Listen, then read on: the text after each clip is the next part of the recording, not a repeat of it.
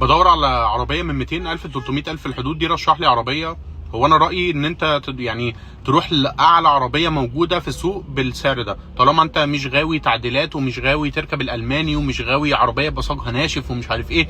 يعني في حد معاه الفلوس دي يقول لك لا انا عايز اركب عربيه ركوبه، فهو ساعتها يروح للسكودا اي 4 تبقى موديل تسعينات مانيوال مثلا، يجيب العربيه الهوندا سيفيك برده موديل تسعينات، يجيب الباسات البي 5، يجيب حاجه جولف.